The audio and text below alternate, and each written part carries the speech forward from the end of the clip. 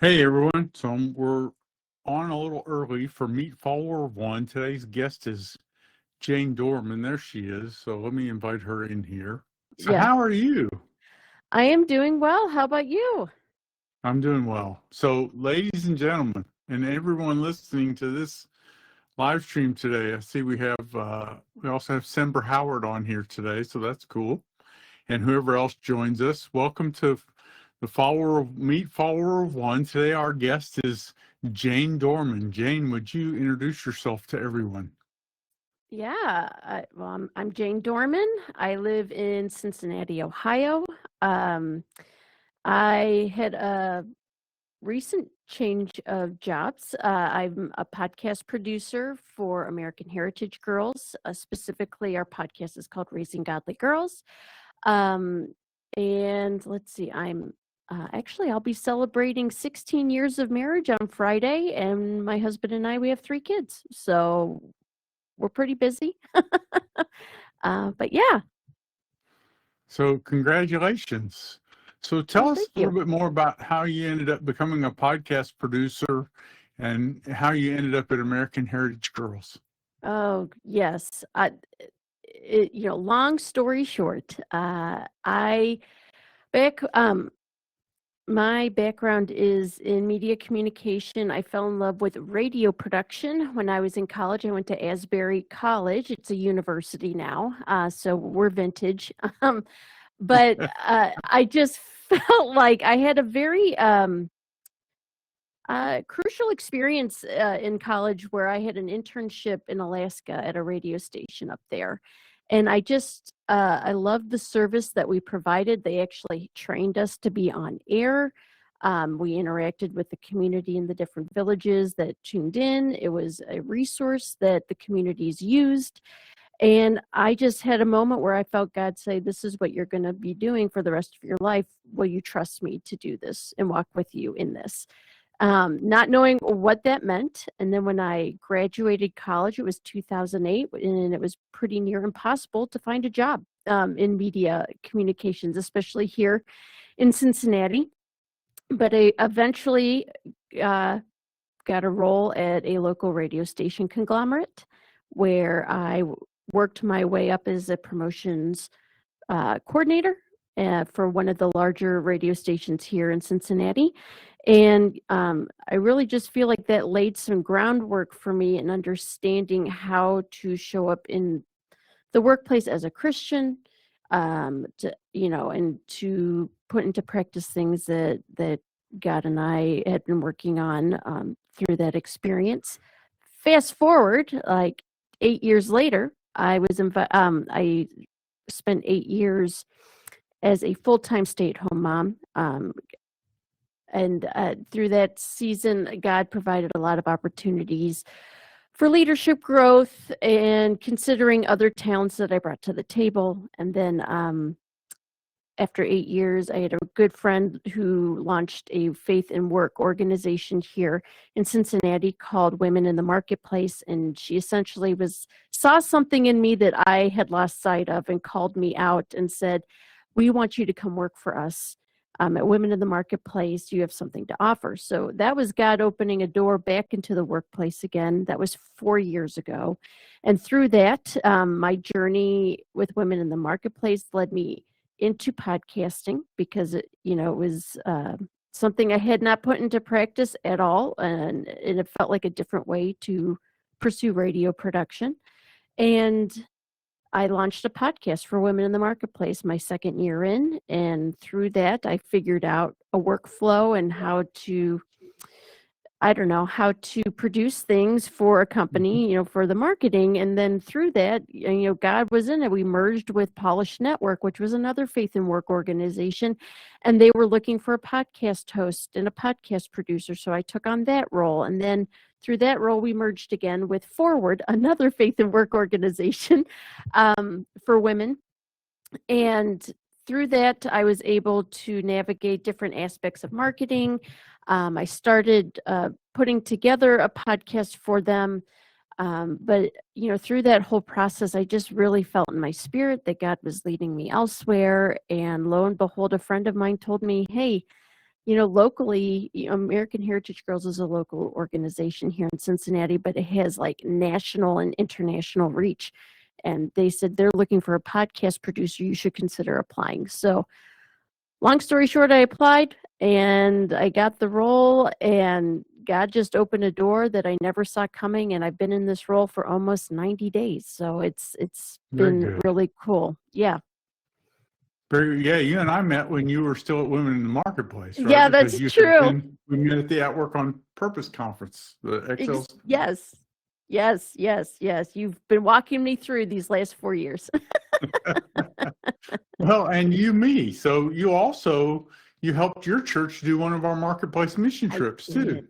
Yes, yes. It was really cool when you and I met at the the At Work on Purpose XL Summit that first time. I remember sitting and listening to you share on stage about Follower of One and the Marketplace mission trip, and I just sat there and I said, yes, I think he and I are speaking the same language, because I believe in mission trips, but to be honest, I just have never felt like it's been accessible to me, especially as at that time, I had young kids and financially, and I know you raise money and all the things, but I just honestly didn't have the time, and so what Marketplace Mission Trip did for me was it made mission trips accessible, and it also highlighted what something that I just deeply believe is that we're on mission every single day, no matter where we are. We need to be present where our feet are and be Yeah. attuned to what God has for us in the moment that, and it feels like it's so mundane, right?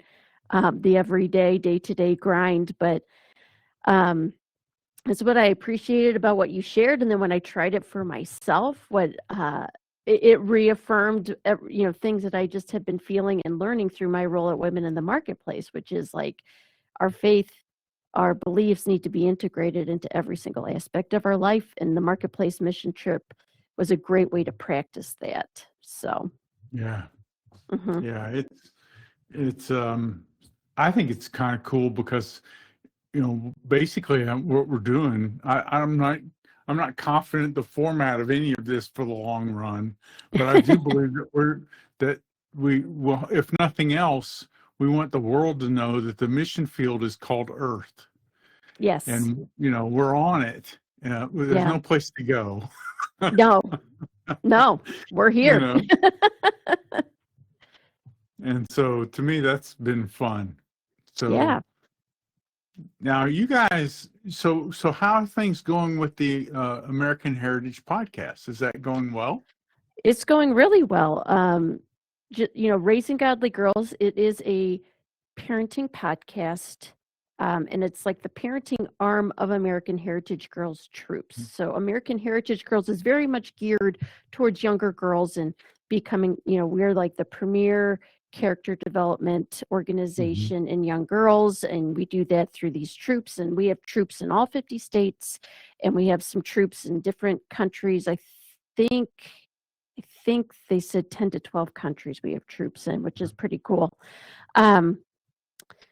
But what is really interesting and exciting for me is to see how this podcast that launched, I should say it started years ago, but it really launched last year officially. And as I was applying for this role, I remember researching American Heritage Girls and like, okay, let's see the stats on this podcast. 6 months in, they had over 100,000 downloads, which is insane to me for like a new podcast, consistently ranked as number 10 in like the parenting podcast category. And now since I've stepped in, again, I've only been in this role for 90 days, and we're in our second season of this podcast. We're going to be hitting 400,000 downloads in honestly, a couple of weeks. Like I'm sitting here and I'm looking at numbers with the same program that I used for previous roles that I was in. And I'm like, holy cow, like the reach, the dedication, the women, or and some men too, it's a parenting podcast, it's for men and women, show up to listen, and because they really want to know and be encouraged in how to raise godly girls in this cultural climate, which can be challenging, to be quite honest. I'm a parent and I have 3 kids, and we find it challenging as well. And what's exciting is, we do 3 episodes a week, which feels like a lot, but it's consistency is key, and I think that's really what is resonating with the people who tune in to listen. And it's just exciting to meet different people and record interviews with people who are making impact and who can be encouraging voices to not only the parents, but also to young people as well. So it's just, it's incredible to see the impact of our founders' obedience to saying yes. 30 years ago, we're in our 30th year. That's also exciting. I kind of feel like I came in the middle of this big celebration. My second week on the job was their big convention, 30-year convention. 2,200 people came to this thing from all over the United States. And it was just, aside from like all the onboarding reading that I did in preparation for my role and just understanding the history and the impact of the organization, to actually see the faces that we impact in the midst of all that, that was powerful, because it just highlights for me the impact of the stories that we tell. That's something that I hold and I cherish deeply in the work that I do, because I believe stories connect us, and stories open our imaginations and gives us a broader view of what God is doing in the world. Yeah. So Yeah. Well, and I put a link in the chat to a blog post that you guys, where you announced the Raising Godly Girls podcast from back. So it's got the links in it and everything else, so people can find the Raising Godly Girls podcast. And Chris, if you can, please, let's put that in the show notes too, so that people can find it. So that's very cool. Yeah, thank you. So you guys do a new episode every week, basically, or?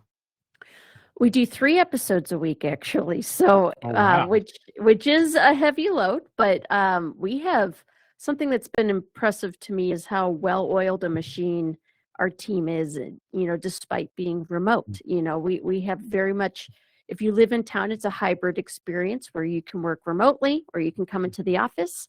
But what I think is cool about the setup is Tuesday and Thursday, we have episodes that are hosted, is what I call. So we have 2 hosts that rotate. We actually have 4 hosts that rotate, but 3 of the 4 mainly do the Tuesday, Thursday episodes, and they're talking about themes that affect parents, and like giving their perspective on it, and also how American Heritage Girls, we always slip that in near the end of the episodes of like programming plug of this is a badge that we offer that your girls can work towards that align with this, and this is how, this is why we need these troops, to really encourage and build character within these girls, to be salt and light in their communities. And then on Saturdays, our founder, Patty Garibay, interviews somebody that we book, whether it's an author or, I don't know, someone that's pretty well known, or speakers or podcasters, you name it. We reach out to all different types of people to capture their stories, but also to talk about in alignment with what we talked about throughout the week. So, I'm trying to even think about I've been editing so much. I'm trying to think about different things that we've talked about recently, but like, I just finished editing an episode or series on parental rights, which will be coming out near the end of October. And so those talks about, the importance of parental rights, what are parental rights, what are resources that we can go look into for parental rights. And then Saturday, I believe we're talking to Katie Faust, who is an advocate for parental rights and children's rights and all that. And so it's just highlighting, the awareness piece of it and the importance of it, and to also make it accessible. Like, I think that's what I really like about it. We do say and express, like, you don't have to be in a political role of leadership to have impact. You don't have to be on a school board to have impact, but what is it that God is calling you to do within your community and make an impact in that way? So, yeah, that's just like an example of a most recent top of mind example Mhm. of types of things we talk about. So, yeah. Well, that's very exciting. So, Yeah. so go check out the Raising Godly Girls podcast. We'll Hmm. have some links in the show notes and things like that as well. Perfect. And I was just checking here. I see Victor Jones has joined us as well. Hey, Victor. Um, so, so as you work on this, you're working a lot of hours on this podcast, right? 3 episodes a week. Yeah. Yeah. It's the bulk of my job outside of booking guests and Hmm. coordinating with the hosts and stuff. Yeah. So very cool. Yeah. So what, now also you talked a little bit about your faith in the workplace focus. Yeah. So how do you see that continuing, or do you see that continuing? You think you'll continue to concentrate on the American Heritage girls? I think that's a very important thing. So do you see that as overlapping? That's your calling into the workplace? I do see it as overlapping, and I don't have a full picture of that yet. I'm kind of, this is where like I'm trusting God because to be quite honest, I didn't have American Heritage Girls on my bingo card for 2025. I thought things were going to be business as usual. We were in the midst of a new, we being Polished Network and Forward, we're in the midst of a merger with one another. So, you deal with the tension of what mergers bring and just kind of Mhm. concentrating through that. And it's interesting because it is a different demographic, and that is something I wrestled with, to be quite honest. And I do remember a few years ago, I think it was during like 2020, 2021, God was speaking because we were all isolated in our homes. Mhm. And, when I could escape away from my children and have like a quiet moment, I would just kind of be like, okay, God, like, what are you doing here? And I do remember him telling me that I'm going to use you and your work to rebuild my church. And so, but like, that's so vague, right? Like, how God, how are you going to do that? And so I think when, like from that moment to stepping into this faith at work organization with women in the marketplace and how that has evolved over time, I thought that was the piece of the church I would be rebuilding. But now I'm seeing my work being tailored and focused on a younger, well, it's for parents, but ultimately that's going to impact a younger generation of women. And that is something that God has really grown in my heart, is this passion to build up women in leadership, to call them forward like I was called forward by my good friend Kathy, of just, hey, God has equipped you, God has called you to do this, and you're not going to be able to do it on your own. You need to lean on him and be dependent on him and his provision. And so um, all that to say, with the work that I'm doing, I feel like it's very much similar work, different demographic, and Mhm. honestly, a wider demographic, because you're talking parents. It's not just the faith and work world. It's also full-time stay-at-home moms and working moms and single Right. moms. And, so it's like a larger audience that I Mhm. have an opportunity to show up and think about and pray about and ask God for his guidance um, in who we invite into the conversations that we have. And Mhm. and it's been really cool because I was kind of overwhelmed by just like, okay, we got to book all these people and we have all these time slots that we need to get, to make our goals. And I'm like, God, where are these people gonna come? And uh gosh, uh my inbox started getting flooded with like guest booking requests, like new authors are coming out with new books and all these different people that I felt like God placed in my brain to like reach out to. They were like Hmm. easy yeses, which I was like, oh my gosh, I can't believe that they're like, yeah, absolutely, we'll come on. And it was like, and Yeah. that just, I see God in it. And so God's in all the work that we do. Um, so I do see it as, it's slightly different demographic, but it's also somewhat of a parallel, lane that I feel like I'm in. And I'm Hmm. learning a lot. And I'm also seeing a lot of things that I was putting into practice when I was refining the talent and Hmm. the giftings that God was inviting me into to grow and develop. I'm seeing that put into greater practice here, and I sit there and I go, wow, I'm so glad I spent all that time playing with different tech equipment, because that's not my strong suit. Those things make me sweat like when I'm in the studio, because I want everything to go right. And also, like, now it's scary to say, but I'm like the expert in the room when it comes to tech here, and I'm no expert. So Yep. I'm learning a lot, and yeah, I see how God is built upon each step of this journey, and I don't, well, I know it's not Yeah. over yet, so He's Exactly. continuing to build that. So yeah, I think that's a neat observation that you make. yeah, Something that I've experienced because I've been around a lot longer than you yes, is that I tell people I'm the same age I've always been, but the people younger than me are getting older, and there's a lot more of them. yeah. Yes, Chris, I see Victor's question. I'm about to ask it as well. And so Chris was sending me a note. So Victor asked you a question. He said, Okay. if you or if the American Heritage Girls, if you've done any podcasts on like phone controls for children and teens. He was talking where he sees cell phones or social or smartphones and things like Mhm. that as a problem for children, and perhaps with no control or access, it becomes a challenge for the vulnerable. What do you guys have some episodes like that we could point him to, or maybe talk I about that? will need to deep dive our catalog from the first season.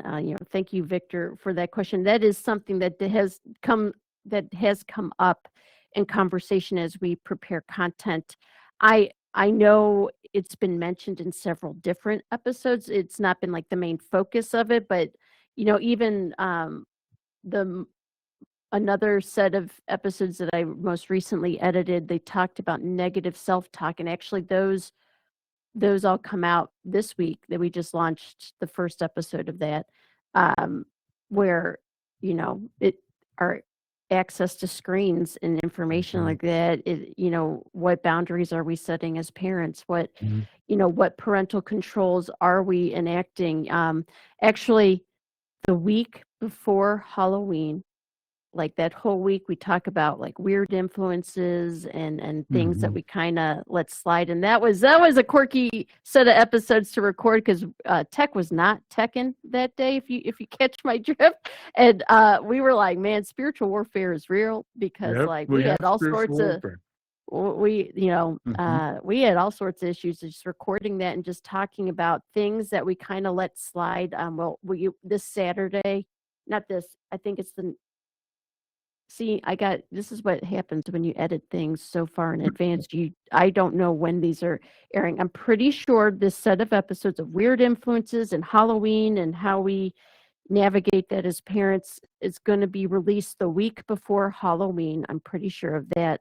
And we do address things. We talked to Dr. Natalie Atwell, and she's a Mhm. licensed counselor and therapist, and she talks about things that kind of get dismissed that we need to be paying attention to as parents, Mhm. as we raise them up. So it touches on that. Victor, I know that is a desire that we want to do, some specific episodes on that, and I know that's in conversation as we speak, and as we plan our content calendar for 2026. So, but I can deep dive our catalog. I would be surprised if we haven't talked about it already, but you gotta understand, I came in the middle of season 2, and they have quite a catalog to start off Yeah, with, so I'm still catching up. Yeah. But we very also cool. offer, as part of our curriculum and the episodes that we air, we offer ebooks that touch on specific topics. You know, we have one on biblical worldview, we have one on gender identity, we have one on loneliness and resilience, and I'm trying to think, fear, I think, like fear and anxiety related, and they're all biblically based. They're all free to download. You can find those on our website. And we're constantly building new curriculum. I know we got a new one coming down the pipes for 2026. But yeah, so we got Yeah, all very sorts of, cool. yeah. Very cool. Well, and I just, while I was actually looking around a little bit, Yeah. I'm sitting here wrestling with my technology, trying to get another link inserted into the chat here. So Sure. to me, it's just cool to see that, that you guys are doing these things, and that God's actively working, and we get called into different things. I love the story about how you discovered this role and stepped into it. Yeah. Because you and I were actively talking about different things. We've been talking about faith at work for a long time. And then ding, this other opportunity shows up, and it's just such a cool fit.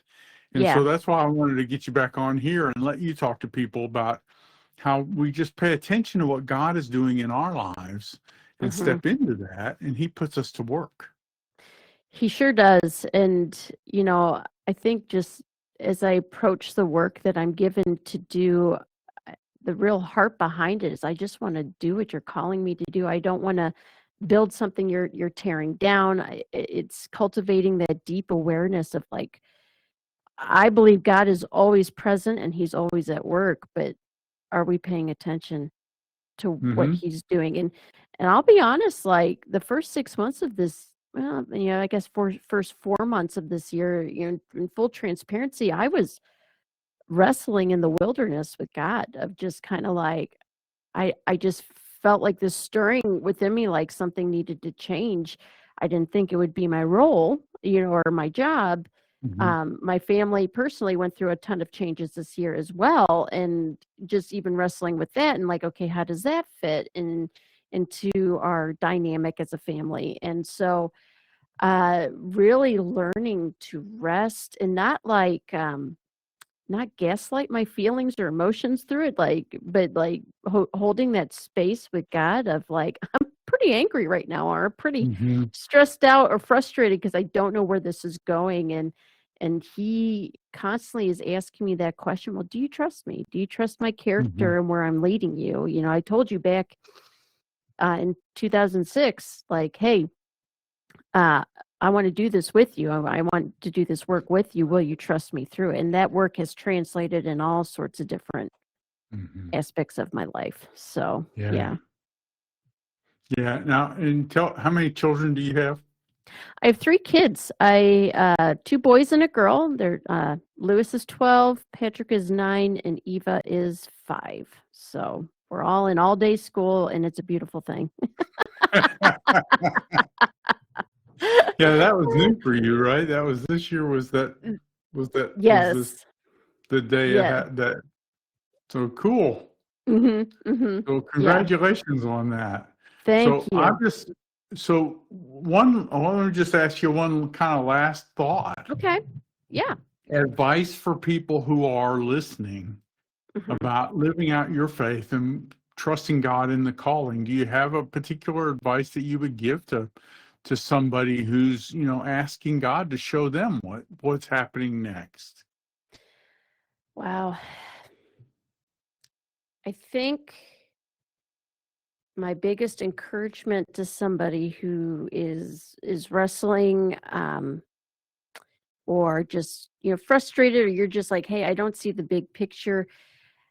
I think my encouragement, or maybe my question would be, because I found myself asking this a lot in my lowest moments of, like, am I making space for God today? Like, because it's so easy for me. I am such an achiever at heart. Like, I got the list. I'm going in today. We're checking boxes and we're going. And I felt very convicted in my spirit to be like, how are we slowing down and creating more space? because we're, outside of work, my husband and I are in a very busy season of parenting, with younger kids. They are getting older, which I'm like loving that. I'm not a baby parent. I really am not. Like I feel like kind of an oddball in that. I love the ages that my kids are at right now because I can see them growing into people, and like I'm noticing they're wanting things from me that, I don't know, it's a little bit deeper, and like it's challenging to kind of meet them at their level. But in Yeah. the midst of all that is, how are we making space for God? Because I heard a quote once, I forget who said it, but it was like, if you're too busy to spend time with God or make space for God, then you're too busy. And I kind Mhm. of was like, okay, heard. So, because ultimately, it's a relationship, right? And relationships flourish when you spend Mhm. time with them, when you seek them, even if it's just sitting in his presence. And it doesn't have to be a super strict form of being with God, but Mhm. like, how are you abiding in him? How are you creating that space to be with him Yeah. and to really be super honest with him in those moments? Like, he can take it. That's what I love about God. I had a lot of things I was carrying in 2025, and I still am, but I'm learning just the beauty of just being super honest with him, being like, this sucks. Like, what am I supposed to do with this? And his invitation to surrender and be with him, and he's going to provide what you need. Whether that's rest, whether that's a resource that you've been praying for or needing, whether Mhm. it's relief from anxiety or fear. Gosh, he's there and he cares. He's always present. He's always at work. And sometimes I think we just need to stop and just kind of be still and allow him to Mhm. speak or show up for us. So that's what I Yeah. would suggest. Yeah, well, and I think that's great advice. It's kind of interesting as you were talking about that. I Hmm. immediately think about how I create time to be with God, and then Yeah. I start doing these activities, and then the activity becomes what I'm doing instead of being with God. And so I Yes. almost have to stop the activity so I can go back to being with God. So Yeah. all that came to mind while you were talking. Now I got Yeah. one more question I gotta ask you. How Okay. come you're wearing your boring glasses Oh, today? I knew you were going to say something. I don't know. I've been feeling the tortoiseshell style lately. I did have my turquoise ones on earlier today. It was pouring down rain. It's pouring down rain outside, which Is it Cincinnati needs it. It's been dry, dry, dry over here, but I don't know. I just mixed it up. I felt so like you're these in the today. tortoiseshell? Normally they're electric colors. I typically see you on Zoom, and I see the electric colors a lot better than I see the tortoiseshell. I Oh, can't yes. see it. So. Well, it's like up top and it's clear Mhm. underneath there, but I know. I wore these and I left and I said, "You know what? I think he's going to call me out on that. That's hilarious." Well, I'm grateful for you doing this for us and with us, Yeah. and I'm grateful for your involvement in Follower of One. I remain excited about what God's doing in our world and how He's using us. And He Yeah. gives us each opportunities, and He's using every single one of us. And Yes. so we all have the opportunity. We have the choice today to step into that opportunity He gives us or to miss it. And we're Mm. just training ourselves. Everything I do is just training myself to see the next opportunity. A lot of Yeah. those opportunities look like inconveniences, especially when it comes to family or when it comes to, coworkers and things like that. But, that Mhm. they get disguised as an inconvenience, at least in my brain. And I Yeah, have to me too. remember to see God in there. So I'm Mhm. thankful for you. I'm grateful for your involvement with the ministry and for you joining us on the live stream today. Thanks very much. Well, thank you for the invitation, Mike. It's always a pleasure to talk to you. Well, same here. And I want to invite everybody in Follower of One to join me on a Meet Follower of One live stream. We do these things every week. We want to introduce all of our members to each other because we're all just a group of people who are trying to figure out how Jesus wants us to live out our faith today. Mm. And Amen. hearing from other people who are doing the same thing to me is an encouragement. And you encouraged me today, Jane. So thank you very much. Oh, thank you so much. Well, and thanks to Edward and Victor and Sember and Chris and whoever else and Jane and me are all on here. Thank you all for joining on the live stream. I'm grateful. Remember, what we do because we follow Jesus matters forever. And so thanks for doing this today, being a part of this. It's good to see everyone, and y'all take care. All right. See ya. See ya.